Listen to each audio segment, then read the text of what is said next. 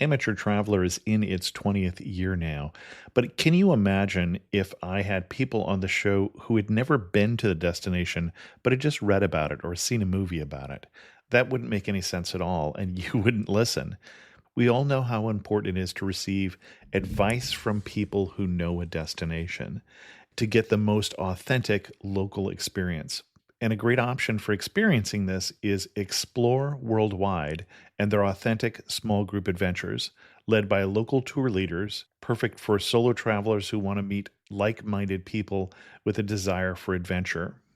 I'm often an independent traveler, but two of my last three trips were with small group tours because they organize everything and it's a lot easier. If you want to recreate the tour I did to Malta, they have a Malta and Gozo Discovery Tour. I'm intrigued by one of their tours called A Taste of Sicily. The company again is Explore Worldwide, and visit exploreworldwide.com to learn more. And thanks to Explore Worldwide for sponsoring this episode of Amateur Traveler. The nights are long, the days are short, and the weather is chilly to downright cold, depending on where you are. It's a good time to slip into a Quince iconic Mongolian cashmere sweaters, which start at only $50. You can treat yourself to everyday luxury at an affordable price with Quince. If you really want to dive into luxury, you can check out their leather handbags, washable silk shirts, and European linen sheet sets. Whatever you're looking for at Quince, all the prices are 50 to 80% less than similar brands, and they do that by partnering directly with top factories and cutting out the middleman. They only work with factories that use safe, ethical, and responsible manufacturing processes. And of course, they use premium fabrics and finishes for that luxury feel in every piece. But you've already heard me rave about my Quince travel pants. Treat yourself this winter without the luxury price tag. Go to quince.com/traveler for 365-day returns plus free shipping on your order. That's QUINCE.com/traveler to get free shipping and 365-day returns. Quince.com/traveler. And thanks to Quince for sponsoring this episode of Amateur Traveler. This episode of The Amateur Traveler is brought to you by Audible. Please visit audiblepodcast.com/traveler for your free audiobook download. I got my bags packed on a roll. I'm heading out there and I'm ready to go. I'm looking real good in my passport photo. Amateur Traveler, episode 178. Today, the Amateur Traveler goes to the eastern slope of the Sierra Nevada mountains in California and Nevada. We'll talk about majestic beauty and just a little bit of scandalous history today in the Amateur Traveler. I know that I should be heading home, but maybe not today. Welcome to the Amateur Traveler. I'm your host, Chris Christensen. Before we get into today's interview, I do have a couple news stories for you. The first one is there is a list published of America's top 10 tourist attractions by number of visitors. Some of these won't surprise you, like Times Square is number 1, the Las Vegas Strip is number 2, number 3 is the National Mall, the number 4 is Faneuil Hall Market in Boston, number 5, Disney World's Magic Kingdom, 6, Disneyland, so they have 2 on the top 10, number 7 is Fisherman's Wharf in San Francisco, which is odd because we generally recommend avoiding that. Number 8 is Niagara Falls in New York. Number 9, the Great Smoky Mountains, which is the most popular national park in the country. And number 10 is the Navy Pier in Chicago. And then, speaking of lists, the other list that I liked that I saw, the UK Telegraph had a list of 20 stupid questions asked by tourists. I loved questions like, in what month is the May Day demonstration? Or other questions like, why on earth did they build Windsor Castle on the flight path of Heathrow? And then, speaking of stupid tourist behavior, a tourist in St. Petersburg, Florida, wanted to show a woman who was afraid of heights that it was safe to lean over a 6th-floor hotel balcony. He fell off. He did actually survive the fall, and hopefully he is wiser for it. If you want to learn something from this experience, check out the links in the show notes to all 3 of those stories, as well as other news items that caught my eye this week at amateurtraveler.com. Before we get into this week's interview, I want to thank our sponsor, which is audible.com. Audible.com is the internet's leading provider in spoken audio entertainment with over 50,000 titles to choose from. You can sign up for a free trial today and get your free downloadable audiobook by going to audiblepodcast.com/traveler. I'm still listening to Bill Bryson's The Thunderbolt Kid. If you are interested in a different travel-related title, I might suggest Under the Tuscan Sun, which is Frances May's wonderful book about life in Italy from an American perspective. Get your free book, again, at audiblepodcast.com/traveler. I'd like to welcome to the show Doug McConnell, who's come to talk to us about the Eastern Sierras in California and Nevada. Doug, welcome to the show. Thank you very much for having me. It's one of my favorite places on earth, and so I'm happy to gab about it. And I should mention that I have known Doug for some time. I don't know how long you did the Bay Area Backroads TV show. Well, I did the Backroads show, aired on Channel 4, KRON Television in San Francisco from 1985. It's actually still running. And it was in complete continuous production until last fall. Our station is filed for bankruptcy, so they're struggling. But I did Backroads from 1993, really all the way through the present. So a great, long, good run doing stories that we love to do. So I've enjoyed hearing Doug, and many of you who are outside the Bay Area haven't had a chance to see his work yet, but you will have a chance. Now, you've got a new show coming up on PBS, as I understand. That's right, on public television. We are launching a new series here that will begin locally in Northern California in April of 2009, and then will be distributed to public television stations around the country beginning in the fall. The show's title is Open Road with Doug McConnell, Exploring the West. So its geographic range for the series will be essentially Alaska through Canada down to Mexico, and from the Rockies or let's say the Black Hills of South Dakota all the way west out to Hawaii. So it's a pretty big footprint, big iconic region on Earth, and lots of landscapes and cities and exploration and adventure and history and the environment and all the stuff that my crew and I love to do.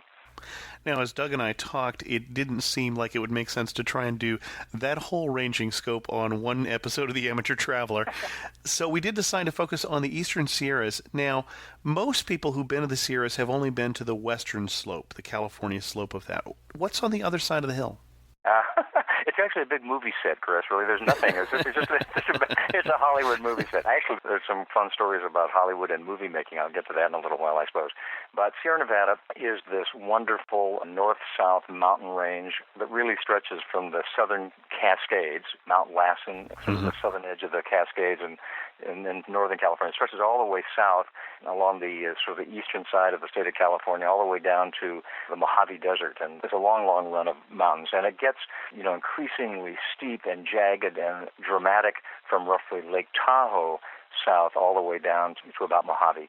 And it's all caused by geological uplifts that essentially tilted the landscape on the east side of the Sierra up really sharply, just like it's been lifted up. So it goes from deep valleys to tall peaks very, very swiftly. And then it's sort of the western slope of the Sierra, where most people tend to go, is a more gradual slope down to the central valley of California. With real foothills. So the eastern Sierra has essentially no foothills. It's all straight up and straight down. And so I love the whole Sierra Nevada. Just fair disclosure on this. I love no matter where you can go in that mountain range. It's extraordinary. It's beautiful. It's diverse. On the western slope, you have the principal access to places like Yosemite and Sequoia National Park and Kings Canyon and all that sort of thing. And, so it's got lots of great stuff. The eastern side, I love for its drama. It is one of the most visually dramatic bits of geography on Earth. And I love traveling all over the world, and I've had a chance to go to a lot of places, lots more on my list to do. But every time I come back and every time I spend time in the eastern Sierra Nevada, I'm always struck by just how extraordinary and extraordinarily beautiful. And if you're a photographer or somebody who enjoys doing a video or film the way I do, boy, it is a photographer's paradise. Now, when you say dramatic, other people might use the term sparse or rugged or barren even. I mean, it's definitely not as welcoming a landscape as some landscapes are. What stands out for you? It's not welcoming in the sense that it's typically not sort of lush and verdant. It does not look like the English countryside, that's for sure. But I happen to have a real affection for it. Let me just kind of backtrack 1 second and say that the Eastern Sierra has long been sort of a principal playground to people from Southern California. It's sort of been in the geographic hegemony and political hegemony of Southern California. So that for your listeners here who are from the Los Angeles region and Southern California, many of them have spent time in the Eastern Sierra going up Highway 395. That's the main highway, U.S. Highway 395, that follows the base of the Sierra Range on the east side. And, of course, you know, the history a little bit is that Southern California essentially, well, how should we put it, stole the water. I think there's a word that's usually used, but... That's right. Took the water Mr. by Mulholland hook and there, by crook from the ranchers who lived in the Owens Valley, which is along the east side of the Sierra Nevada. So in an odd way, that portion of the Eastern Sierra, the Owens Valley, was actually light on rainfall, was lush in the sense that rivers ran through it, and that water was then taken 100 years ago and piped basically down to Southern California to begin to fuel the growth and development of Southern California. Right. And so there's a lot of great stories around that. I just want to put in a plug for a great book on this very topic. If you are interested in reading about the history of water and the American West, the classic in that genre was written by an old friend of mine, Mark Reisner, passed away a few years ago, but he wrote a book called Cadillac Desert. Mm-hmm. It talks about all of the water issues in the West, and he's a great storyteller, a great writer. It's a compelling book, and he does a fabulous job telling the story of the taking of the water from the Owens Valley to Southern California. Anyway, as a little boy, I was born in Southern California, and among my earliest memories in life are memories from the Eastern Sierra Nevada, going there with my mom and dad, who first went there in 1928. They would go up every summer. We'd spend several weeks up there in an area just between Mono Lake, the little town of Labining, and the town of Bridgeport. Mm-hmm. Inside the Sierra Nevada, a group of lakes called Virginia Lakes. Up at around 9,000 feet, we would camp every summer in these glacial lakes and play and hike. So I have these very, very, very warm, affectionate memories of that area. So it's an area that does welcome people, but I think it is sparse. And yet, because you have so much geographic uplift from the depths of the valleys below all the way up to the summits of Mount Whitney and others over 14,000 feet, you have quite a range. And in that, you have lots of sort of ecological habitats. So it's pretty darn diverse. So if I go, what's going to be the biggest surprise that I'll run into? Oh, that's a really good question. Well, I think what will happen if you go is, first of all, even though it's really hot there sometimes in the summer, don't use your air conditioner. Roll the window down and let the smell of the sagebrush along Highway 395 and along the base of those mountains soak in as you're driving along. I think that's one of my first and foremost impressions of the area is the smell of the place, and I love the smell of sage. So that's all the way along the road as you're, let's say you're heading north from Southern California and you're driving up. Certainly it won't be a surprise, but you will be stunned by, I think, every mile of scenery as you go, as you look at these rugged mountains really coming up out of the Owens Valley. It's the deepest, I believe, the deepest rift valley in North America, the Owens Valley, from its depths to the summit of Mount Whitney over 14,000 feet and some other 13 and 14,000 foot mountains on the Sierra side. And on the eastern side, the White Mountains are on the eastern side. They're also spectacular. I'll talk about those in a minute. So a surprise might be just how extraordinarily, jaw-droppingly beautiful it is for several hundred miles as you follow that Highway 395 through little towns like Lone Pine and Big Pine and Bishop and on up into Mammoth Lakes and then past Mono Lake and over through Bridgeport and on up towards Lake Tahoe. It just goes on and on and on. So that's maybe a surprise. It's just all beautiful. It looks good. It smells good. And it is completely enticing. If you're an outdoors person, you'll want to get off that road and onto those trails and into those mountains, and you won't be disappointed. And where should we pull over? We've got hundreds of miles of roads, so where should we stop? Well, you should take as much time as possible. Go as often as possible. There are many, many places. As you're heading up, one of the places you want to stop for sure, I will say again, coming up from the south to the north, let's go that direction, you get to the town of Lone Pine. Mm-hmm. And it's a little town at the base of Mount Whitney, and you'll look up to your west and you'll see, on a clear day, you'll see Mount Whitney, the highest point in the lower 48 states, standing there. You can take the road that goes into Whitney, the Whitney Portal. On that way into those mountains, and they're right there, they're right in front of you. There are a few little foothills, but they're really interesting foothills. They're kind of wild rock formations, big rounded rock formations. And you'll swear as you're driving through them, that you've been there before. You'll know, even if you've never been hundreds of miles from there, you'll know that you've been there before. And the fact is, you probably have been in your imagination through movies and commercials since the 1920s, and actually even before that. These are called the Alabama Hills. And the Alabama Hills, I think, are part of the Bureau of Land Management property. But they are these rock formations in which every single Western movie practically that's ever been made and been filmed by all the great Western heroes going back to Roy Rogers and Hopalong Cassidy and The Lone Ranger, all those, many of those films were shot in the Alabama Hills. And so you've seen the landscape before. And movies going way back in time, movies such as Gunga Din was filmed there. And more recent movies were Tremors with Kevin Bacon, one of my classic kind of silly movies. That was filmed out there. And I think even a piece of the recent movie with Robert Downey Jr., he's the Giant, Iron Man. Mm-hmm. Iron Man, yeah. Some of that was shot there. It's supposed to be Afghanistan and that region. No, it's in fact the Alabama Hills. So it's really neat, and the town of Lone Pine helps to interpret the history of the movie making there. So there has been books published by it, so you'll want to stop in town, you'll want to visit sort of the local museum there that's been put in since I've been there that describes the movie making history. There's, I think, an annual film festival that happens there in October. It's really terrific. It's a great surprise. It's a great place. And then right up that road, you keep going up the road, then you climb, and the road comes to its end at around, 8,000 feet or so. So that's the beginning of the trail to Mount Whitney. You have to get permission to hike up there to get to the top of Whitney. But anyway, so that's one surprise, and that's one place to stop. And there are many more. I can keep going. Well, please do. Okay. We have a couple days here for all these stories. Sure. A little past Lone Pine, up the road, on your left-hand side is a place you must stop. And that place is a bittersweet National Historic Site called Manzanar. And Manzanar was one of the Japanese internment camps during World War II, when people of Japanese descent and first and second generation, the people who had been born and raised in the United States, many of them children and families, were taken and put into these internment camps around the West and elsewhere as the war with Japan heated up. So Manzanar was one of the prime internment camps, and the National Park Service, thanks to the hard work of many Japanese Americans, have established that place. They interpret that history, and it's a must-stop. It's a reminder of a history that we can't be proud of here in America, but it's an important thing to know, and it's an extraordinary site, a heartbreakingly beautiful site, and that dry desert floor with this incredible mountain landscape behind us, but to realize the displacement that took place during World War II and the lessons that has to teach us. So that's worth a stop, absolutely, a must-stop. Further down the road, as you're heading up towards Bishop, there'll be a turnoff, and I don't have my map in front of me, but there's a highway. You'll check it out. There's a highway that goes to the east and goes up into what's called the White Mountains. It's a beautiful drive. It'll climb up.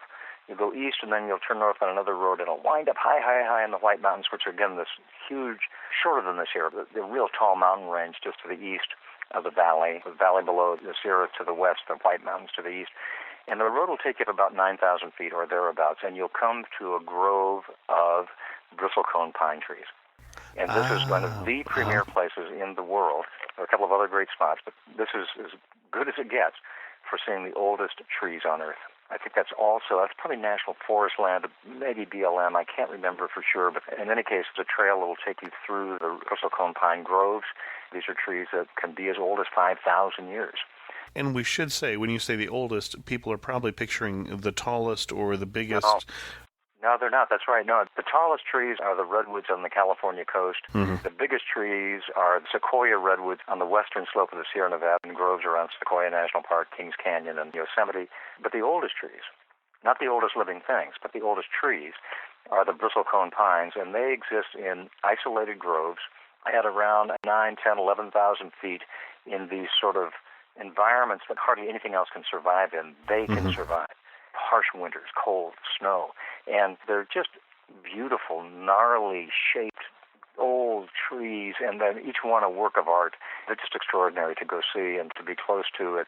They're beautiful. It's extraordinary to stand with the tree in the silence and to imagine the history that tree has literally seen going back to 3,000 years BC. Breathtaking. Kind of breathtaking because you're up pretty high, too. So, anyway, but it's great. And so that's a really neat thing to do as you're heading north. Then you backtrack back down again, get back on Highway 395, go into the town of Bishop, which is sort of one of the main towns along Highway 395, one of the two main towns. And you know how many people live in Bishop? It's 4,000 or 5,000 people, something like that. One place, please stop when you're in Bishop. Go to the Mountain Light Gallery. Mountain Light Gallery is an old bank that was beautifully restored and became the home base for Galen and Barbara Rowell. Galen was one of the world's great adventure photographers. His wife, Barbara, was his partner in every way possible. She herself was a fine artist, a photographer, a writer. Galen was a great writer. Many, many books, many adventures all over the world, supporters of great causes of conservation and protection of wild places and indigenous people. In any case, Mountain Light Gallery is there, and it has all the works of Galen Rowell. It is an extraordinary place to visit. The staff is wonderful.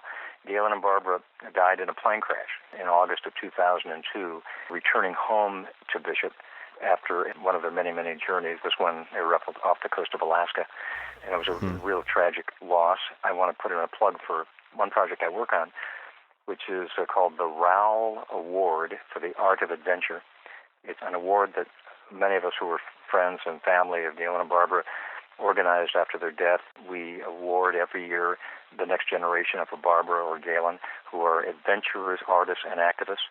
If you go to rowellaward.com, you can read all about what we're up to and about the past winners, and we'll have our next award winner later on this year. Anyway, that's in Bishop. That's a must-stop in Bishop. Then, as you drive up Highway 395, again, there are tons of things to go see and do. There are trails that go up into the Sierra to the west. But you get up the road, you get out of the Owens Valley, and you climb this long grade, the Sherwin grade, I think it is, and you go up, and you get up to a higher plateau, and then you're at a higher elevation, and you get a little further along, and you come to Mammoth Lakes. And, of course, that's a very famous ski area in the wintertime and resort in the summertime. And a good base camp, lots of hotels and motels and campgrounds and all these kinds of things. Good access into the wildlands, the higher Sierra Nevada behind you.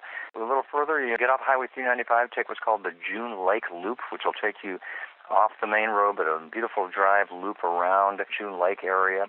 A beautiful spot. Great place to go in the fall, especially when the leaves are changing. Anyway, it's quite a beautiful spot. Get back on Highway 395, and pretty darn soon you pass the turnoff to Tioga Pass, which is a road that goes way up over the Sierra Nevada, the highest official pass in California, and then would take you into Yosemite National Park. But we're going to stay on 395. That's a beautiful drive, by the way, going over Tioga Pass. That's a whole other story. Yeah. Come just past that road, you see Mono Lake, this incredible lake that is 3 times saltier than the Pacific Ocean and home to, I think it's one of the largest breeding grounds of gulls, a species of gulls, or all gulls. And anyway, there's a lot of gulls over there. And it is an extraordinary place that when Southern California was stealing the water from Northern California, they were draining Mono Lake. Right. It was getting lower and lower and lower, which was affecting the wildlife that was there, the ecological health of the lake, and after many years of court battles, finally the judicial system decided that Mono Lake needed to be protected and saved, and its water needed to be allowed to come back into the lake and bring it back up to, I believe, its 1983 level. And so Mono Lake is filling back up, a great win for the environment. But Mono Lake's an amazing place. And the town of Lee Vining is right there at the edge of the lake. They have some great visitor centers that interpret that lake and its natural history. And then you can take some hikes down around the lake and go see these sort of odd-shaped tufa towers that are out on the lake. And anyway, that's amazing. And then finally... We probably should explain just a little bit what a tufa... Actually, I can't describe it very well. My science is bad. Chris, how would you describe it? Well, as I recall, there are calcium carbonate deposits that are at least twice my height places there that are odd shapes and sizes there on the southern edge of the lake there. But exactly right, and calcium carbonate is right. Now that you say it, my science was a little fuzzy here. But no, that's right. They really are. They're like these really odd, creative structural forms created by a wild-eyed sculptor. They're beautiful and fascinating and otherworldly, really. And then north of that, the road goes way up over Conway Summit. It's about 8,000 feet. And then the road to the west takes you up, and into the Virginia Lakes that I talked about earlier, where my mom and dad used to go and where I spent so much time as a little boy. And it's just beautiful alpine lakes back in there. You can drive up to to some of the lakes, hike to others. It's just a extraordinary environment with the granite and the perched lakes carved out by glaciers, and it's wonderful. Good fishing, good hiking, just good being. So going back down to 395 and going north a ways, pretty soon you'll come to the turnoff that takes you to the east, about 13 miles over to Bodie. And I know you've had Bodie on the show before. Right, the ghost town at Bodie. Yeah, Bodie was wonderful. It's now a state historic park, and it is one of the most intact. It's held in what they call a form of arrested decay. Right.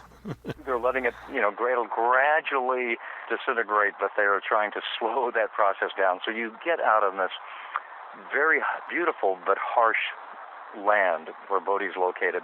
Bodie was a mining town in the mid to late 19th century. It boomed for a while. It was a rough, wild, and woolly place. Many of the structures and the mining structures are still there. The state park staff and docents interpret the history of it very, very well, and you can really feel in that harsh, high, dry climate what a challenging life it was to come and seek your wealth in the western frontier. And so Bodie's a great place to visit. Back down on 395, you go downhill and you end up in the little town of Bridgeport, which is also, as Labining is as well, another good little base camp for motels if you'd like to stay in a motel and have access to the Sierra to the west. And then on north you go, and that ultimately takes you up past Topaz Lake, up to Carson City, Nevada, and all along the way it's very, very beautiful. And you pass several of the main roads that lead you over the Sierra Nevada out to the west, Sonora Pass, ultimately Monitor Pass, some of those roads that are all worth driving and lead to other adventures. And as we start to wrap this up, you've taken a lot of pictures, you've done a lot of video in that area, and are a visual person. Describe to us the one picture that comes to mind when we talk about that area. Oh, what a great question, Chris. Oh my gosh. Well, I have many, unfortunately. But some of them have to do with Galen Rowell. Okay. I spent time with Galen while he's photographing it. And I really recommend getting up, let's say you're staying in Bishop, getting up early in the morning, as Galen would do or any good photographer would do, and catch that early morning light. The magic hour. Mm-hmm. The magic hour as it illuminates the Sierra, casts that glow of fresh light on the crest of the Sierra Nevada to the west, begins to pick up some of the light below in the Owens Valley, deep below. I have many wonderful moments thinking of the pictures that Galen took, and you can see them at the Mountain Light Gallery, for example, that really evoke that area. He and Barbara traveled all over the world, as I said, all the continents, remote places, beautiful places, fascinating places. They chose to live in Bishop because they believed of all the great places they had been, this was their home. And this was the place that every single morning would reveal to them some beautiful sight, some extraordinary scene that would live with them forever and live with the rest of us forever. I would just add also photographs of the bristlecone pines. And we were up there in the rain one day, and to watch the bark glisten in the dampness sticks in my mind very, very much. There are many, and if you go, you'll find your own. The best day you had in the Eastern Sierra? In television, we do these things called stand-ups, sure. Where I talk directly to the camera and say something, and then maybe we go off into a story. I did a stand-up one day which said, I never have had a bad day in the Eastern Sierra. So that question, the best day, is a really, really hard one, when I've had nothing but good ones. Can I give two answers? Sure, we'll give you two. One was Galen and Barbara. We did a story. If you go to my website, you can see it. But we did a story with them. Barbara was a pilot. We took off from Bishop, and we flew along the crest of the Sierra Nevada all the way down to Whitney. We circled around Whitney. We got these wonderful video shots and hanging out with a couple people whom I really admired and liked a lot. And all of us seeing this mountain range, and we'd each seen it about 42 billion times. For all of us to have the same childlike enthusiasm for what we were looking at and to be excited and blown away by what we saw, it doesn't get better than that. Galen and I went up into the White Mountains to look at bighorn sheep, because there are bighorn sheep in those mountains, and we were getting some great shots of them, and just as we were finishing up, the full moon came up over the White Mountains, and it was just, we started howling at the moon. So that was a pretty perfect day. The other one I would say, it's also on my website, I just did a little short essay about the Virginia Lakes and how much they meant to me personally, because they were places that tie back to my family roots. They were places where I learned to fall in love with mountains and fall in love with nature. I had nothing but excitement every time I went. And so for me to go back as an adult and say, this place means a lot to me, and to be in this place that did mean a lot to me, that was pretty neat. 2 final questions. First one, you really know you're in the Eastern Sierras when what? Again, another great question. I really know I'm in the Eastern Sierra when I smell the sage and my eyes are filled with grandeur. Okay. And if you had to summarize that area in 3 words, what 3 words? Drop dead beautiful. All right. Now, you've mentioned your website. We should give people a reference to that because you are now doing an online show, having the problems that Channel 4 is having here. You haven't stopped making wonderful travel videos. So if you could give us your URL, that would be terrific. Well, thanks, Chris. Yeah, we have a website, www.openroad.tv. Not .com or .net, but openroad.tv. We're calling it the Traveler's Video Guide to the American West. It'll be a partner with our new television series. Our idea with it is to get all of our great stuff up there that we've done for so many years. We have this great library of stuff. We're adding new things. We want it to be a great resource for people who share our passion for travel and adventure anywhere in the world, but especially as it relates to the West. And then to invite people to come and send us their great stuff. You know, we'll give you our best pictures and video and thoughts and ideas and linkages, and we hope it's useful to you. But please send us yours. Add to what we have, enrich what we have, show us things that we don't know, and maybe together we can have a real community of interest about traveling in the West, and the other piece being about conserving and protecting it. We don't bang people over the head with this, but we have a really strong ethic amongst ourselves as a team of people that we really want to encourage people to enjoy the West, but then to also to help protect its historic, its natural, and its cultural wonders for generations to come. It's a special place on Earth. It has many threats to it. If we can play a tiny role in helping leave it a little better than we found it, that would make us feel pretty good. Well, Doug, thank you so much for coming on the show and sharing not just some of your experience, but some of your passion for this particular part of the country. Well, thanks, Chris. I'm really honored to be invited. Thanks for all the questions, and unfortunately I can get awfully long-winded, but boy, it's a great place. Go, enjoy it, and I encourage everybody who's listening to get there and let us know what you find. And thanks so much for coming. Thanks, Chris. I have one internet resource for you today. Since we were talking about a road trip today, the resource is mapness.net. And Mapness is a place that you can go to create your own custom map that documents a trip complete with your photos or videos. Check that out, mapness.net. In news from the community, I attended the Lonely Planet Blog Awards on Thursday. I did not, unfortunately, win. Unfortunately for me, but fortunately for Craig and Linda of the Indie Travel Podcast, who are friends. What happened is we did win the voting, but there was a second round, which was the judging, and apparently in the judging, the Amateur Traveler lost to the Indie Travel Podcast. So again, congratulations go out to Craig and Linda. I would like to thank all of you who not only supported me, but also wrote me wonderful, kind notes. Lottie, Jose, Thelma in particular. Nicole wrote this: I voted for you. I love your show, although I don't get a chance to listen to it quite as often as my daughter Chloe was born in August. The first time I did listen to Amateur Traveler after she was born, the topic was Acadia National Park. That was a great surprise because we live in Maine, about 4 hours south of the park, and although I've done a lot of traveling around the country and in Europe, I haven't been to the Acadia since I was 8 years old. It was a nice reminder that even though our travel experiences will be different now, there are some great places to explore right in our own state. I also purchased a state park pass recently and can't wait for summer. Now, if only this snow would go away. Thanks for taking the time to put out the show. It is appreciated, Nicole. And Nicole and everyone else, thank you so much for supporting. Even though I didn't win, I certainly felt greatly loved and appreciated, so thank you all. With that, we'll draw this episode of The Amateur Traveler to a close. It is late on Friday night. I just got back from a business trip, and the flight was delayed, so we need to get this one out. If you want to contact me, drop me an email at host@amateurtraveler.com. Check me out on Flickr. Go to the Facebook fan page. which there's a link to at amateurtraveler.com, or just leave a comment on this episode. And as always, thanks so much for listening. I got to see one more cathedral. I got to sit in one more cafe.